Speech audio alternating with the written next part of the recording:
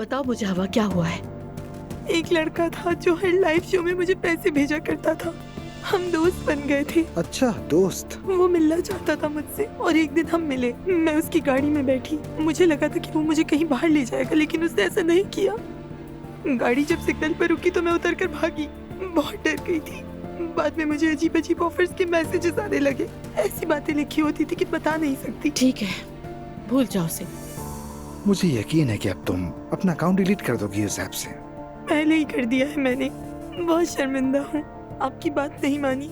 अम्मी को भी दिखाया मैंने। इस उम्र में ऐसा हो जाता है, हम सबसे गलतियां हुई हैं। अच्छी बात यह है कि तुमने हालात को सही वक्त पे पहचान लिया। पढ़ना चाहती हूँ मैं। इन चीजों से नफरत हो गई है मुझे। देखो अब तुम समझदार हो रही हो, हम दोस्त बन सकते हैं। तुम्हें मैं एसोसिएशन ले जाऊंगी, ठीक है ना हवा बेटा? हम तुम्हारी मदद करेंगे। अपनी तालीम मुकम्मल करना और अपनी जिंदगी को आगे बढ़ाना। मैं खुश नसीब हूँ कि आप मेरे साथ हैं। मैं तुमसे सिर्फ एक बात कहूंगी, मेरे शो में आना और जो मामला तुम्हारे साथ हुए सब लाइव बताना, ताकि तुम्हारी उम्र की लड़कियों को तुम्हें देख के नसीहत हासिल हो, ताकि कोई ऐसा कदम ना उठाए। ठीक है, मैं आऊंगी। हाँ, तुम तैयार हो गए जुलकर? चलो चलते हैं। बिस्मिल्लाहिर्रहमानिर्रहीम। मैं 1 घंटे में आ जाऊंगी। अब्दुल्ला साहब का ख्याल रखना। आप फिक्र ना करें आपा, अगर उन्होंने आपके बारे में पूछा तो बता देना कि रेस्टोरेंट में शूटिंग थी, वहीं अरे गई हैं। अम्मी, अभी अभी तो उनका स्टंट डला है, क्या ये उनके लिए ज्यादा नहीं हो जाएगा? मैं कह दूंगी नमाज पढ़ने गई हैं, ये बेहतर रहेगा। अल्लाह अल्लाह, उनसे झूठ बोलने की जरूरत नहीं है। उनसे कह देना रेस्टोरेंट में शूटिंग है, वहाँ गई हैं। रमीज वहाँ आ रहा है, नया शो शूट करना है, वहाँ मेरा मौजूद होना जरूरी है। कह देना कि जुलकर भी साथ गया है। पक्की बात है? पक्की बात है जुलकर। हर बार सबकी फिक्र करने वाली सिर्फ मैं नहीं हो सकती। थोड़ा सा वो भी मेरे बारे में फिक्र करें। चलो अब चलिए।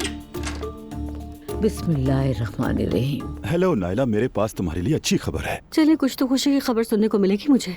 तुमने जो 3 मिलियन मुझे दिए थे ना, वो 5 मिलियन हो गए हैं। 5। क्या हाँ। क्या कह रहे हैं आप रेहान भाई? मेरी दुआ इतनी जल्दी कबूल हो गई। इंसान का अच्छा होना जरूरी है। देखो, तुमने बेटे का सोना बेचने में हिचकिचाहट की थी ना, अब वो कई गुना बढ़कर वापस मिल रहा है। मुझे सच में बहुत खुशी हो रही है। अल्लाह आपके काम में बरकत दे। बहुत शुक्रिया आपका। हाँ हाँ बिल्कुल। तुम मुझे बिजनेसमैन कह सकती हो, इन्वेस्टर कह सकती हो, मैं वही हूँ। सच में ठीक कहा आपने।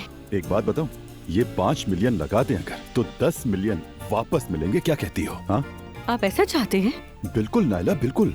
अब तुम एक इन्वेस्टर हो। मुबारक हो तुम्हें बहुत। अच्छा, फिर अल्लाह आपके काम में बरकत दे। अल्लाह आपसे राजी हो। फिर बात करते हैं रेहान भाई।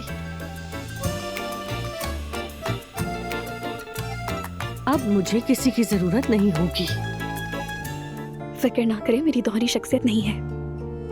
अरे वाह, ये सुन के तो मेरे दिल को वाकई बहुत सुकून हुआ है। जब दुबई से आई तो बाबा ने कहा कि यहाँ मेरे उसूलों के मुताबिक रहना होगा, इसलिए मैं उनकी बात मानने को तैयार हो गई। बस ये सब मैं अपनी दिली खुशी के लिए करती हूँ और कोई मकसद नहीं है इसका। समझ गया मैं। हमारे खानदानों में कुछ ऐसा ही होता है। वैसे मैं अच्छी तरह जानता हूँ और समझता भी हूँ। हमारे लिए बड़ों की बात बहुत आम होती है। बहुत ज्यादा आम, वरना मैं उनकी ये सब बातें मानती ही क्यों। मगर जब वालिदैन ऐसा ही चाहते हैं तो मैं उन्हें दुख नहीं दे सकती। और भाई का क्या? उससे तो हर वक्त मेरा मुकाबला रहता है। यानी उसे चीर फाड़ डालूंगी। अच्छा करूंगी वैसे। मैं हजलान से मोहब्बत करती हूँ। खुद पर बहुत गुस्सा आ रहा है इस बात पर, लेकिन मैं उससे मोहब्बत करती हूँ, कुछ नहीं कर सकती। अगर साथ ही उससे शदीद नफरत भी है। मुझे समझ नहीं आ रहा क्या हो रहा है। नहीं जानती कैसे समझाऊं खुद को। चाहे तो पागल कह दे, लेकिन मैं समझ नहीं पा रही। मेरी जान, तुम मुझसे ये बात कह रही हो? तुम्हें लगता है कि मैं किसी और को जज करने की पोजीशन में हूँ? कभी कभी मैं उसका चेहरा देखकर इतने गुस्से में आ जाती हूँ कि नफरत महसूस होती है, लेकिन कभी कभार दिल चाहता है कि गले लगा लूं। इतना प्यार आता है उस पर, रोना चाहती हूँ मैं नहीं जानती कि क्या चाहिए मुझे। तो फिर वेलकम हो तुम्हें क्लब में। कौन सा क्लब? टॉक्सिक लव स्टोरीज का क्लब। ये वो रिश्ता होता है जिसमें हर चीज इंतहा पर और नाकाबिले बर्दाश्त होती है इमोशनल अटैचमेंट।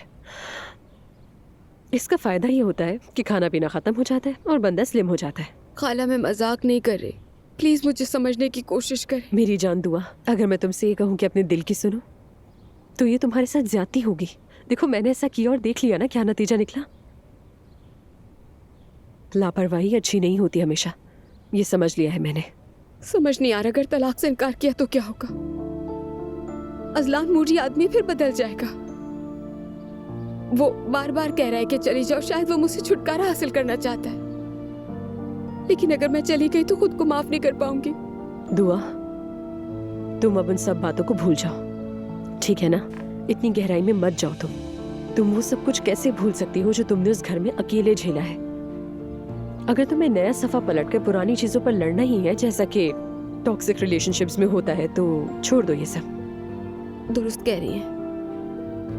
दुआ प्लीज अपने बारे में सोचो, यहाँ तक कि जवेरिया का भी नहीं। खुद को देखो पहले।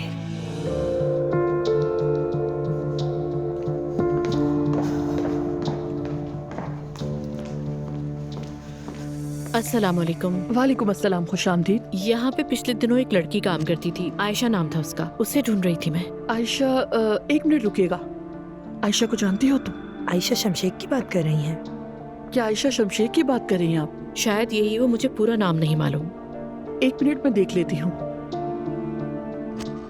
नौकरी छोड़ दी उसने। क्यों? ये तो नहीं पता, कल ही चली गई वो। क्यों छोड़ दी, आप जानते हैं कुछ इस बारे में? प्लीज बताइए मुझे। तफसीलात मुझे नहीं मालूम। Okay, thank you so much.